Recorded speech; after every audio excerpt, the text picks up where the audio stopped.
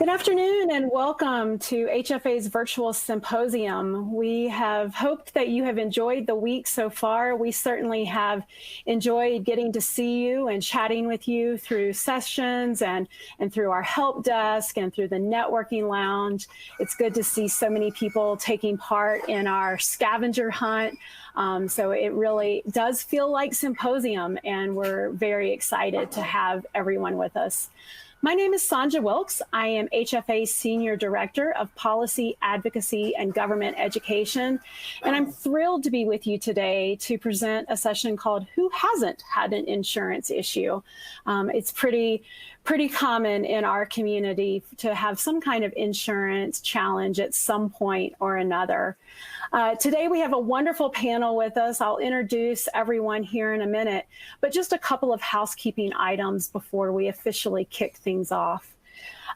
Please use the question and answer box on your screen to submit any questions. We will be taking those questions throughout the course of the next hour, and we'll answer them as best as we can. There will be a session evaluation that pops up at the end of today's session, and we value your feedback. So please give us your honest and raw feedback. We will take that into consideration for future sessions. And finally, a recording of this session will be available later this week. We were told about 24 to 48 hours after the session initially airs, but just be patient. We've got a lot of content happening behind the scenes here, and it is taking a while for all of those to process, but we're getting them up as soon as possible. But also remember that these recordings will be available through the end of this year, so no rush to listen to them before the end of this week. So with that, I will begin to introduce our panelists. And as I said, I'm thrilled to have these folks with me. These are folks that I value highly as friends and colleagues and as true experts, not only for the bleeding disorders community, but for the rare disease community as well. So I'll begin by introducing Miriam Goldstein. Miriam is HFA's Policy Director and Principal Legal Counsel. Miriam's been with HFA for a few years now, been in the community a lot longer, and truly is one of the brilliant folks in our community. Next up is Mark Horsbach. Mark is our Senior Manager of Policy and Advocacy.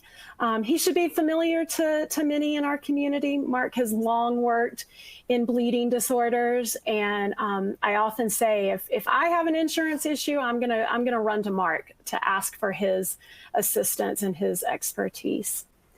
We also have Kimberly Ramser from my home state of North Carolina. Kimberly is also a Senior Manager for Policy and Advocacy here at HFA. Kimberly is an expert in state policy and has actually recently taken over a lot of our young adult advocacy efforts and is doing a spectacular job reaching that next generation of advocates for us. And then finally, Michelle Rice. Michelle is a longtime friend of HFA's, and many of you know her as NHF's Chief External Affairs Officer. So just want to say welcome to the panelists, welcome to everyone listening in, and can't wait to see the questions that come in from the community and how we can help try to solve some of those insurance challenges that you might have. So before we get to those questions and to give the audience a minute to type some questions in, I first wanted to ask you, Miriam, to talk a little bit about how HFA approaches policy priorities. How do we determine what we're going to tackle? Thank you so much, Sonja. And I'm, like Sonja said, I am thrilled to be here and talking about these issues with all of you today. If I had to sum up in one word HFA's approach to policy issues and to insurance issues, that one word would be access. But we can break that down a little bit further. I like to think of it as sort of three buckets. People with bleeding disorders need access to care and treatment in one bucket. We need access to coverage to help help afford those care and treatments in the second bucket. And we need a recognition and attention to the problem of affordability, because people with bleeding disorders live with those conditions for now, for a lifetime, and they are expensive. So let's look at each of those buckets a little more closely. Access to care and treatments. Obviously, that means access to our HTCs or our doctors of choice. And so insurance networks have to afford access to those treaters, but also crucially for this community, access to treatments. HFA has been running something called Project Calls for 5 years now. And Project Calls is a survey and an attempt to gather stories and data from the community to explore where are insurance practices causing problems for people. And what we know from Project Calls is that people with a bleeding disorder are twice as likely to report a problem in having access to their product or their medication as it is in accessing services. So access to what kinds of problems could those be? Those can be insurance formularies, not listing the medication that you need. Like I said, it could be narrow networks, not covering the doctors you need. It can be insurance companies requiring prior authorization, requiring you and your doctor to jump through hoops numerous times, even numerous times a year, to get approval to continue using medication that you've been on for years. It can be step therapy. It can be all kinds of these sorts of insurance company practices that end up serving as a barrier between you and the treatment or care you need. So going back to that second bucket of access to coverage, care and treatments for bleeding disorders are expensive, and no one can pay for it out of pocket. So everyone needs some form of insurance coverage, whether that's through a private plan, whether that's a plan that you get through your employment, or whether it's through a public program like Medicaid. So challenges that we face here, obviously COVID and the economic devastation associated with COVID and the insurance loss is a new and very pressing challenge in our community. But also Medicaid restrictions or rollbacks on eligibility is something that we deal with a lot and at the policy level. And looming very large on the horizon right now, the lawsuit against the Affordable Care Act that is presently pending before the Supreme Court. So I'm sure we'll get back to talk about this lawsuit during the hour, but a couple of things right off the bat. While the lawsuit is in effect, while the lawsuit is still pending, despite adverse decisions in the court so far, the ACA remains in effect. Also, it's hard to advocate in our traditional grassroots ways when a matter is before the courts, but HFA and NHF, along with numerous other patient groups, are on amicus briefs before the Supreme Court, explaining why the Affordable Care Act is important to us. And it's important to everyone in our community, no matter what kind of insurance coverage you have. It means, the ACA means no lifetime and annual caps, and that's for people whether they have insurance through their jobs or through the marketplaces. It means Medicaid expansion in 38 states. It means young people staying on parents' policies up to age 26, which has been a key protection for my family, and so much more. And then finally, the bucket of affordability. And this is where we are concerned about practices like accumulator adjusters, which again, I'm sure we'll talk about in this hour. And we also have an entire session this evening devoted to.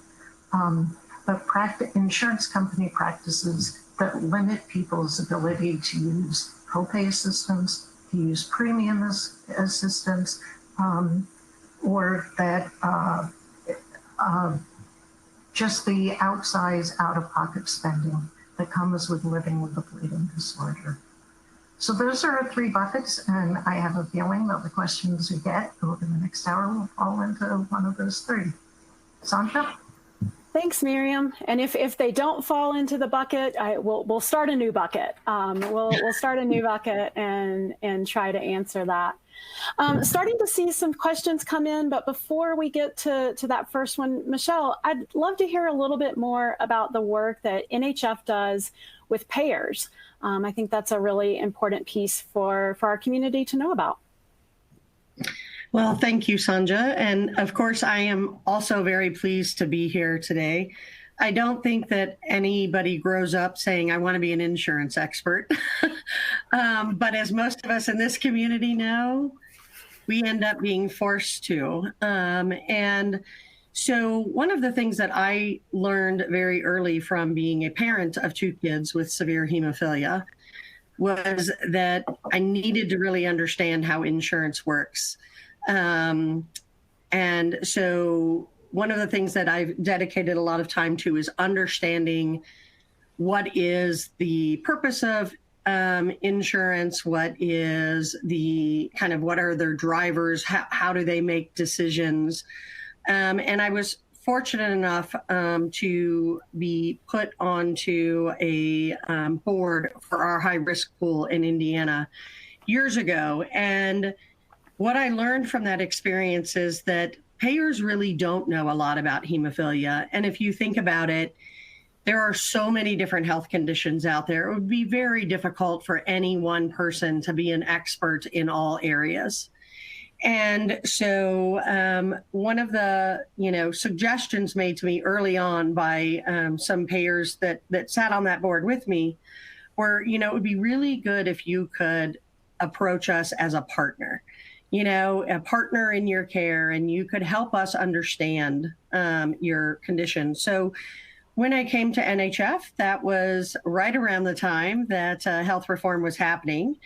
And so one of the things that we decided to do early on was to really try to engage with payers directly and help them better understand the hemophilia population. Because most of them, if you talk to them, what they would say is, wow, we know who they are. They're really, really expensive. But that was about all they knew. And so we have spent the last about 10 years really trying to educate. We started out with webinars that we were targeting, medical and pharmacy directors at insurance companies to say, let us explain to you what hemophilia really is. Let us explain to you what the medications are, and explain to you why it's important for patients to make a decision about the most appropriate therapy for them with their physicians rather than through a formulary. And it has been amazing to me, the difference in the conversations that we have with payers now as compared to when we started 10 years ago. And again, every conversation I had 10 years ago was about the cost, about, do hemophilia patients hoard their factor? Do they have lots of extra factor at home? So it's really been truly an education process with them. And what I think we've seen over the last few years specifically is we have found that now that they know more about the disease, they start to approach us before they make changes to their formularies, before they make changes to their prior authorization processes. Is it perfect? Is it the way we would like those things to be? No, we don't always get everything we want, but I think the difference is that we actually have a seat at the table with some of these payers now. And so one of the things that we strongly encourage when we're talking to consumers is, let us show you how to approach them as a partner in your care. Because of course, we've all been there where typically when we're engaging with our insurance company, it's because we've gotten a denial or we're still trying to get our medicine a week after we've tried to order it, or we're trying to understand what's covered and what isn't. So when we get on the phone with them, we're usually pretty angry. And we're usually frustrated. And so, if you think about it, if someone approaches you angry, your defense mechanism instantly goes up and you put up a barrier. So the idea is to really educate yourself on what your policy covers, what it doesn't, preferably before you sign up for a policy. But then where there's questions, identify those questions before they become a problem for you. And being able to reach out and have that conversation with your payer before you're angry. There's always a time for righteous indignation. And I'm going to tell you, there's always a time for anger.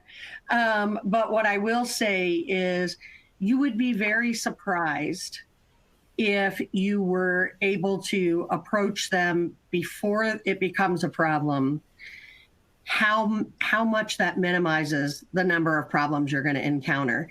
And so NHF has several different collaboratives going on right now where we communicate with payers on a regular basis. And when I say that, it may mean a Medicaid office, but we also do a lot with commercial payers and even employers who have self-insured plans. So again, I think you'll hear a lot about this throughout this call, and we're open to answering any questions, but this is something that goes along with the data that HFA sees from project calls. Then we kind of work directly with payers to try to address some of those issues. So I look forward to your questions. Yeah, thank you, Michelle. And I mean, it's true advocacy work, right? We are building awareness and education and outreach about the issues that we need and want for our community and for our families. So I'm going to begin with a question about COVID. And Miriam, I'll ask it of you. We have an individual who says, I have lost my job due to COVID. Where do I go to look for coverage? Unfortunately, there are so many people in that boat right now. About 6 weeks ago, the New York Times published an article saying 5 million people had lost the coverage so far, and estimates are, unfortunately, that trend is going to continue to 10 or 27 million people. So it's really hard to give advice that fits everyone. Unfortunately, it will be different based on your state. Are you in a Medicaid expansion state, in which case that may be an option based on your income? Are you in a state that has opened a special enrollment period, or in which case it's easier to go to the marketplace, or do you have to do some additional legwork to prove your loss of employment and just jump through a couple of extra hoops to go to the marketplace in your state? It's no doubt about it. Insurance is always complicated, and this process is complicated. But recognizing that and recognizing the scope of the problem, HFA and NHF have worked to create some resources to help guide you through the process, to ask the questions about, check whether you are in a Medicaid expansion state. Check whether Cobra might be a good option for you. And you can find those resources on both the HFA and the NHF website. Not exactly sure where it lives on the NHF website. I could find it by Googling or the search function. But on the HFA website, if you go to our COVID hub and scroll down, you will find this resource that my colleagues at HFA and NHF worked really hard to put together the most comprehensive resource we could to help guide you through that process. Thank you, Miriam. So our next question is about stymate, potato. I'm not quite sure. I've heard it both ways. My insurance won't cover stymate for the dosage that would stop a bleed for von Willebrands. They only cover stymate in very low doses for pituitary issues. My doctor even appealed with a note that I need the higher dose for my von Willebrands, and then they denied again. Any suggestions? And Michelle, I'll ask you to field this question. Well, I'm going to answer that in two different ways. First of all, I would say, depending on how you're covered, when you get an appeal or when you've done an appeal, you under the ACA, you now have the ability to get a kind of an outside appeal done as well. So I would have to know your particular circumstances, but to say that there are additional appeal opportunities for you. I'm also going to go on to say that given what we've learned recently about stimates availability or non-availability, I'm not sure when this issue came up for you. So I think that the other question is that I would ask your physician is there another alternative therapy that you can be utilizing for your to treat your bleeding episodes? So I think that, like I said, there's a couple of different options, but I want you to know that there's more than one opportunity for appeal. And there is also the question of, is there another alternative treatment that you can be utilizing? And what I would say to you is your treatment center, obviously, as you've already seen, your physician has appealed. They can be a good source. The social workers there can help you with that process. If not, that is certainly something that you can reach out to NHF and ask for support in helping with that process and identifying those situations. I would also encourage you to share that with HFA, which you've done just now, but to share more information about that for them with their project calls, because it helps us really identify, what are standard problems that you can follow up with. Awesome. And apologies if you guys see our eyes darting. That's your questions coming in. So we're reading your questions and answering at the same time. So we'll move on to the next question. And Mark, I'm gonna ask you to field this one. So I'll let you get yourself ready. Since each state's Medicare is so different, what's the best way to address getting prescriptions from out of state?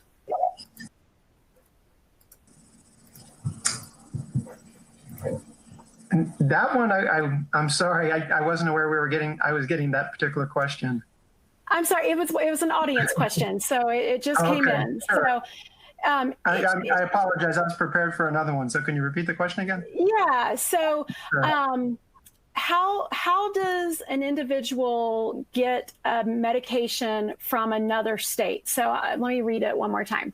Since each state's Medicare is so different, what's the best way to address getting prescriptions from out of state? Sure. I assume they're referring to Medicaid. Yes. Well, it says Medicare. The question actually says Medicare, but let's assume it's Medicaid, maybe. Sure. It sounds like the question is Medicaid, and they're correct. Each state's Medicaid program is very different. So you would need to check with your individual state, whatever state you're in, about what the requirements would be for out-of-state providers. They can vary quite a bit from state to state. So that would be the first place to check. Obviously, if they're under a Medicaid managed care plan, that can also make a significant difference in what their formulary requirements would be and whether they'd be able to access that from an out-of-network provider. The Medicaid program that I worked for initially was in Wyoming, an extremely rural state. And so in a majority of cases, we would allow for out-of-network providers for anything that could not be provided in-state. Obviously, that could be very different in a state like California that could have a very restrictive formulary that would prefer to keep that in-state. Awesome. Thank you so much. Sure. And I did get a follow-up from the individual asking that question, and they were speaking of Medicaid. So you Yes. were, see, I'm telling you guys, these guys are experts. They're able to read your mind. So on to our next question. And Kimberly, I'm going to throw this one to you. So I am currently having issues with my insurance not allowing me to choose my hemophilia home care provider. They have an agreement with one of the major pharmaceutical companies, and I do not like the customer care they have. I never talk to the same person twice, and they really have no clue about my complex medical issues. Besides suing them, is there anything I can do? I've already been denied twice through my appeals. So one, I would say it's good that you actually did take the time to file the insurance appeals, because most people don't know that they have that as an option. And then because they come with deadlines, you know, they go so fast. And then when you realize you have them as an option, you don't have enough time to pursue them. If you've exhausted all resources, you know, trying to get something accomplished with your insurance company, you still do have some options, thankfully. One, I would definitely try to seek out your insurance regulators for your state. Each state has a different one. Sometimes it could be your insurance commissioner or another name for your the person that regulates insurance companies in your state. And it also depends on what type of plan you have. But outside of that, I would definitely seek to contact them to see what if any options you may have. I'd also try to talk with your provider. I mean, oftentimes we don't think that talking to a provider about insurance issues, you know, is an option, but you never know. There may be other patients that are having the same thing, and sometimes talk to their providers. If they don't have any information for you, that, you know, that's okay. But I still would definitely talk to your insurance company. Besides doing the appeals, that they haven't provided any other sources, the insurance regulators for your state, and definitely HFA and NHF. We, while we cannot put as much hands-on into the actual situation, depending on what it is, especially when it becomes like a lawsuit or anything, we can't provide legal advice. But there may be other opportunities, just depending on what the actual situation is, to where, you know, if you follow up later on, we could probably provide some more help, and be it advocacy at hemophiliafed.org.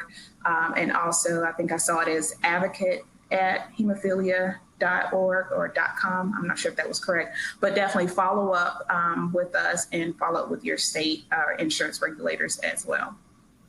Awesome. Thank you, Kimberly. And Michelle, is that advocate at hemophilia.com? Is that correct? I'm sorry, .org. .org. My apologies. My apologies. Okay. Miriam, you're on the hot seat. Our family's insurance is through my husband's employer at a large university.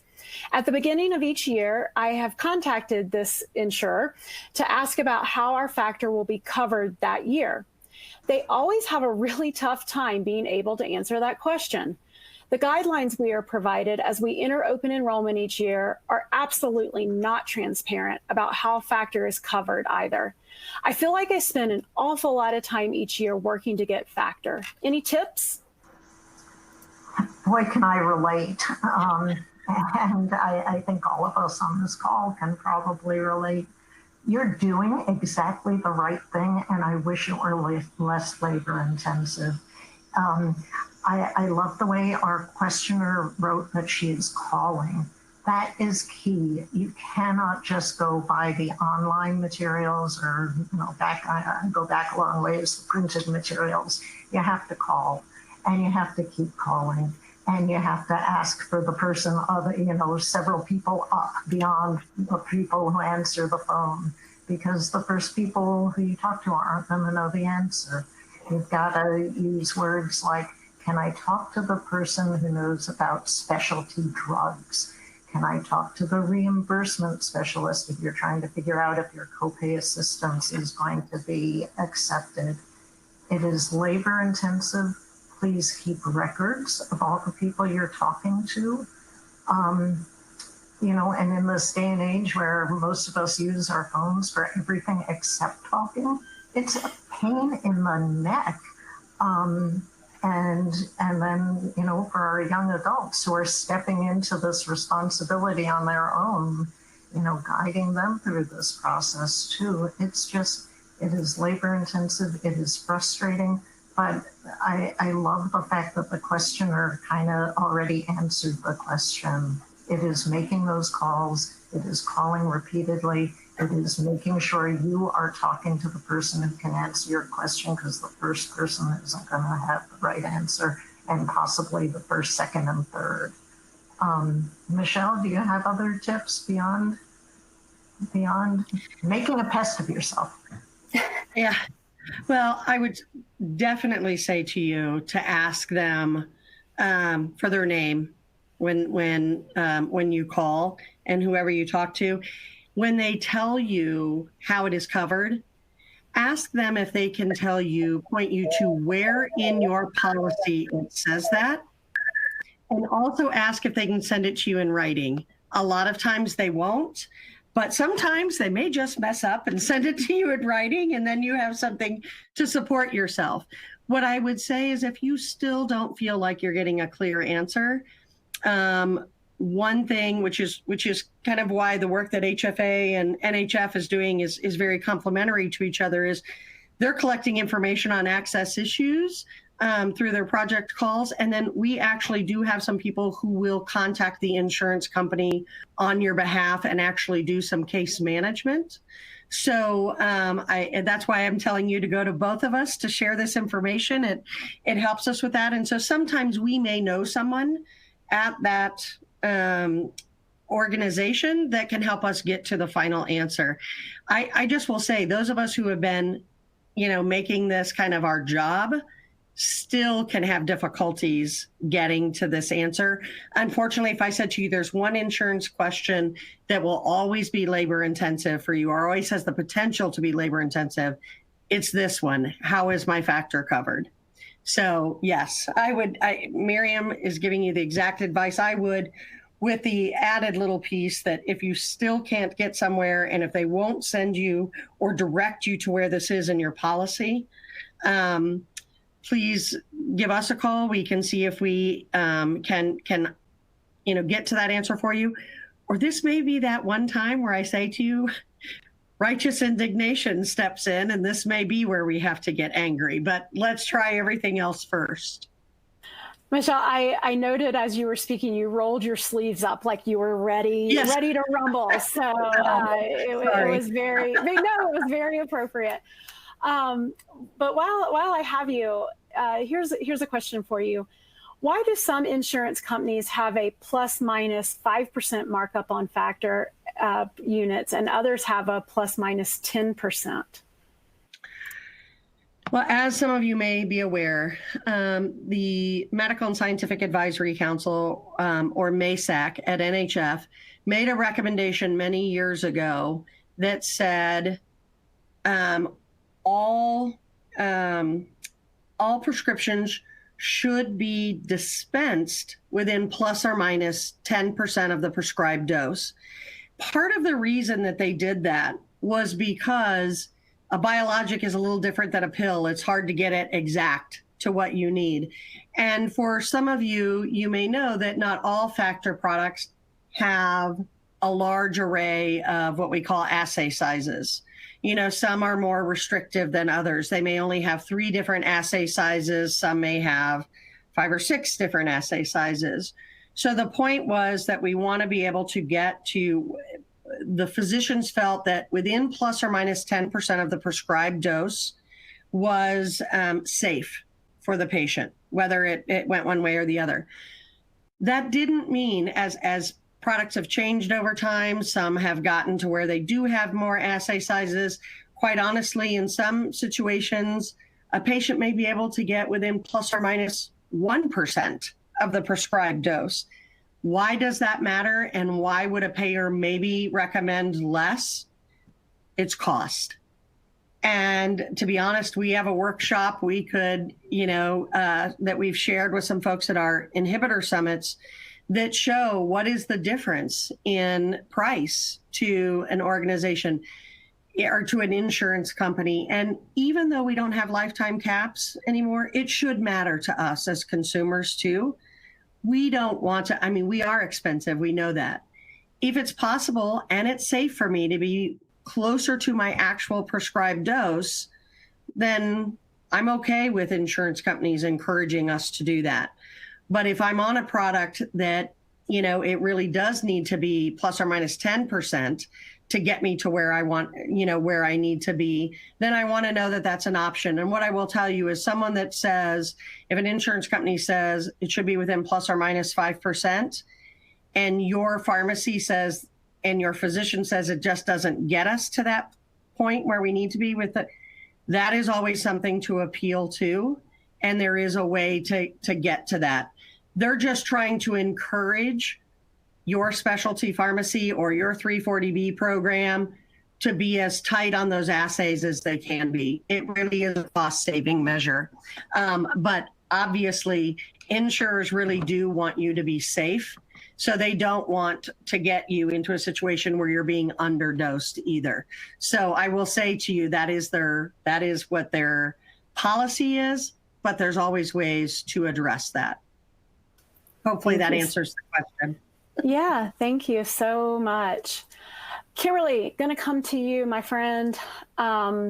This individual says, my factor was supplied by one specialty pharmacy. Then mid-year, this company spun me off to another. And I don't like this particular one because they don't even supply me with things like a box of Band-Aids. What can I do? One, I would say I'm sorry to hear that that did happen. And unfortunately, it does happen to some quite a few people from time to time. I would certainly follow up with this company to see what, if any, options you can get from them, to see if you can get to talk to someone. And so sometimes it may end up being like you talk to one person and then you have to call back again or ask to talk to somebody above them, but definitely push on trying to get something to work for you. And again, I'll always keep plugging, contact us if you cannot seek some type of resolution with the company for whatever matter it may be. But if they also have a platform or portal to where you can also file a complaint, let them know. It's very important that you as a customer or patient and trying to receive care and the resources that you need to care for you and your condition, you need those services. You need them to be there. It's not just something that you can wait on, and it's something, like you said, it's something as simple as Band-Aids. So just make sure you do stay on them. Unfortunately, I can't say that it's a particular timeline as to when they'll follow up. But definitely, I think one of the things that we are really keen on here is advocacy and advocating for yourself. And it's not always a magical thing that happens, but it's just one of those times, unfortunately, that you do have to keep pushing and talking to others until you can get some type of resolution from them. Talk about resiliency in this community quite a bit, and nothing is farther from the truth when it comes to insurance. Miriam, I believe you had something to add to this too. Yeah, I was just going to say, one, this is something that we would love to hear about through project calls. That is actually one of our questions in the survey. Are you using a specialty pharmacy that's not meeting your needs? And two, there's a handful of states that over the past 15 years, maybe, adopted standards of care regulations or laws dealing with specialty pharmacy for hemophilia. So if you are in one of those states, that may be another avenue to bring those concerns to the regulators. But like Kimberly said, not getting the Band-Aids, that's probably not going to rise to the level of something that a regulator is going to act on, especially given that some of these laws do not have really well-defined enforcement mechanisms. But if it really is a failure to meet your needs in a way that endangers your health, then bring it to the regulators and, and again, reach out to either the national organizations. We can dig around, figure out if you're in a state with some of these standards of care regulations that may offer an additional specific level of protection to you. Thanks, Miriam. Mark, once again, you're on the hot seat, my friend. Here we go. So when my husband lost his job, the employer had 30 days to make Cobra available. And we did a 24 to 48-hour emergency request, paid the Cobra insurance bill, and completed the forms. How do we get prophy medications during those 30 days that the insurance has to start coverage and backdate the insurance? How do we know which pharmacy benefit manager we need with Cobra insurance when the insurance company hasn't even turned the insurance coverage on yet? Oh, there's quite a bit there. And the big point when it comes to Cobra is that it's something you don't have to elect until you need it, as long as you're still within the time window where you have a right to it. So I'm assuming from the question that they've already made that decision. It sounds like they have. And so then it continues exactly what the benefits were under their prior plan. So whatever the rules were under their prior plan would continue throughout the duration of the Cobra period. But the big thing is with Cobra, you have a right to it that you don't necessarily have to elect until that you know that you're going to need it. It's exceptionally expensive with Cobra. You have to pay not only your share of the premium, but also the employer share plus an extra 2%. So it's an option that you have. It's not always the best option for people, so it's better to shop around during that time, see what other options may be out there for you during the period that you need it, whether it's a marketplace plan or something else. But as long as you are within the window and still have a right to elect it, you can wait to make that decision and then decide to do so. And then again, you will just continue whatever the requirements were under your existing plan. Thanks, Mark. Michelle, going to ask about self-funded group plans. So can a self-funded employer group health plan choose not to cover clotting factors and other specialty drugs? Unfortunately, the legal answer there is yes. They do not have to meet all, self-funded plans do not have to meet all of the ACA requirements. What I will say to you is that we have had a couple of instances of that happening specifically in this past year. And we have been able to work through those. What I mean by that is we haven't really, we've seen, I think, one company that completely dropped all of their specialty coverage. We saw another that dropped just coverage for hemophilia. And again, unfortunately, you would think that that would be considered discrimination, but it's not. They can choose to not cover certain health conditions as long as they do that across the board. What I mean is they couldn't just say, we're not going to cover inhibitor patients, or we're not going to cover hemophilia A patients. They would have to say, we aren't going to cover any costs associated with the care and treatment of hemophilia. What sometimes happens is that may trigger, that may help you be able to, if it happens in the middle of the year, it may allow you to qualify for a special enrollment period, maybe to go into a marketplace plan. It may trigger the ability for you to switch if, say, you have insurance and your spouse has insurance, and maybe you've only chosen to have your children on one policy. It may, again, trigger the ability for you to get into the other policy for that coverage. What I will tell you is if it's a large company, I think they're trying to do everything they can to not do that because A, it's not a good PR move. B, the whole, it also doesn't, it's not a good move for them as far as being able to keep and maintain good employees.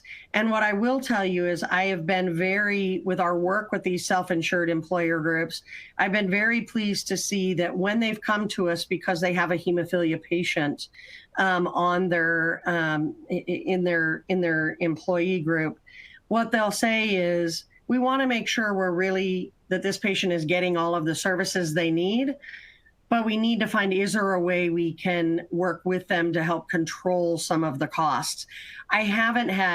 Honestly, I have not had an employer come to us and say, how do I get rid of this patient? Or how do I get rid of this employee? We have really found them reaching out to us to say, help us make sure that the coverage we have is the appropriate coverage. And is there a way that we could be working with them or working with you to identify ways to help control the cost? And what I mean by that is they may just be using a pharmacy, for example. They may have a specialty pharmacy that, can do all kinds of other great things, but they don't really know how to do hemophilia. And so what's happening is they're being really overcharged for the clotting factor. Or they may not have a hemophilia treatment center in network, and the patient is having to get their care at an emergency room or something along those lines. That is usually where we see that their costs are way higher than they need to be for somebody with hemophilia. And that's what's forcing them to have to make that kind of decision. So just to know a little bit about that, we are working a lot in that space to educate those employers too about what the unique needs are of the community and how they can, work together with you as the employee or work together with us to really help contain their costs so that they don't get into a situation where they have to remove that coverage. So. Awesome. Thank you, Michelle.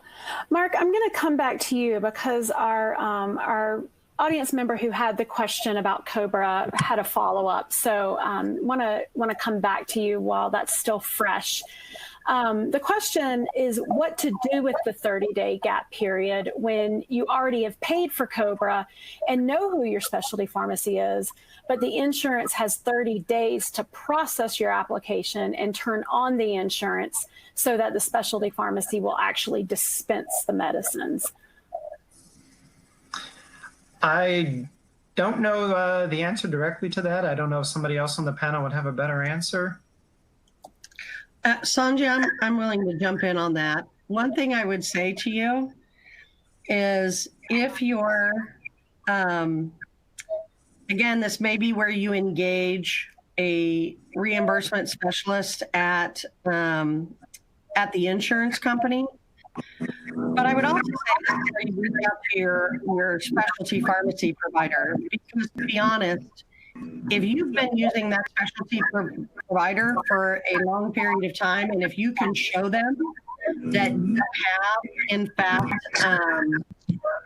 submitted that Cobra application, I would hope that there would be a way that they could help you with that, right? That they would be willing to dispense. That would be my suggestion. Thanks, Michelle. We actually had a lot of feedback during your answer there, Michelle. So I will follow up with this individual. Thank you for sending your email in. And I'm still hearing a lot of feedback. I'm not quite sure what's going on, so I apologize for that technical issue.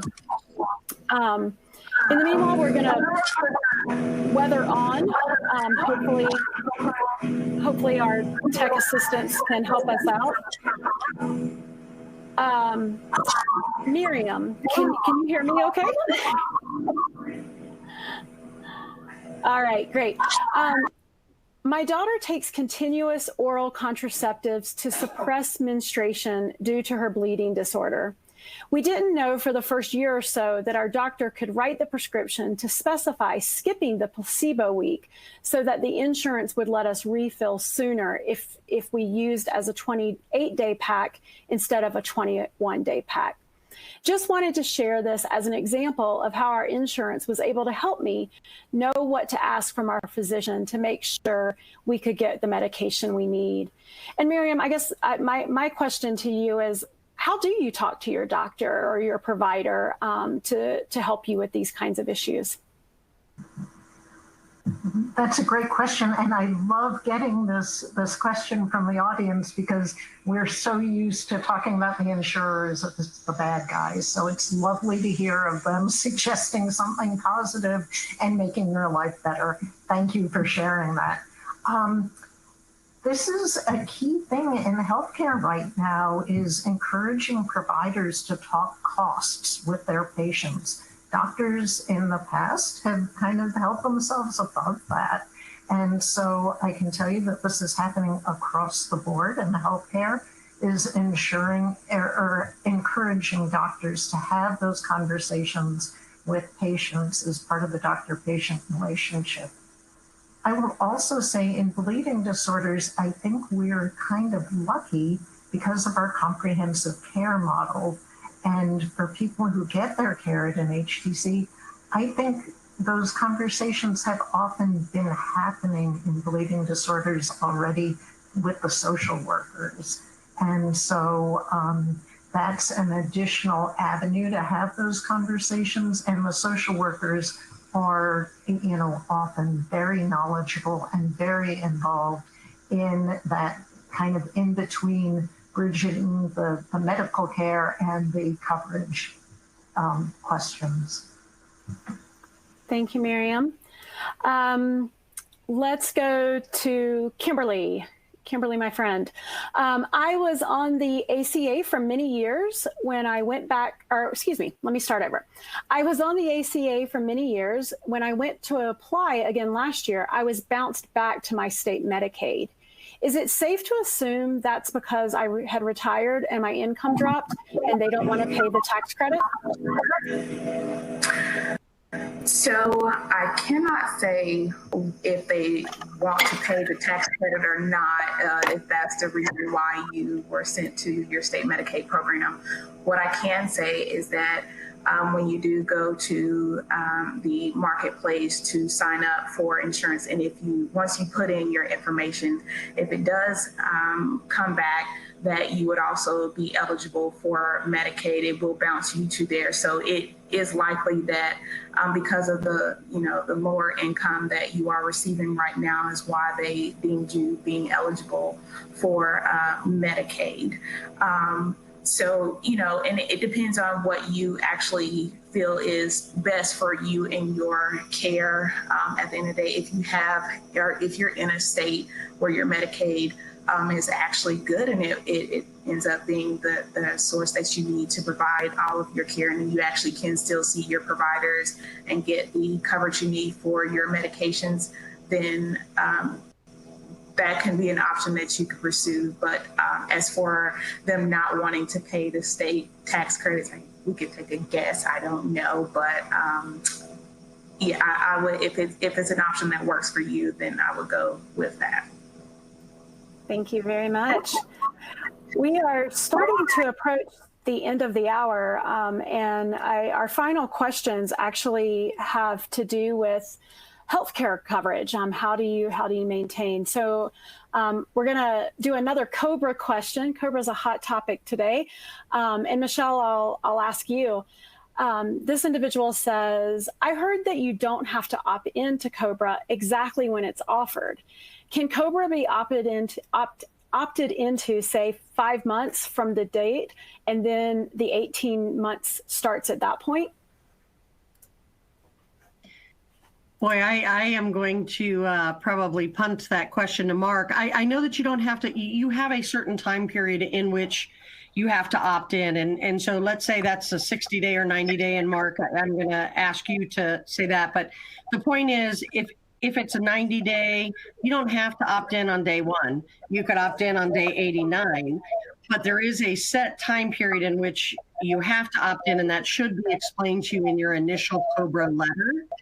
And then my guess is that the Cobra expansion starts when you opt in. But I'm going to go ahead and put that over to to Mark. And I see Miriam did send me a note that says right now, because of COVID, you can opt in through the end of the public health emergency.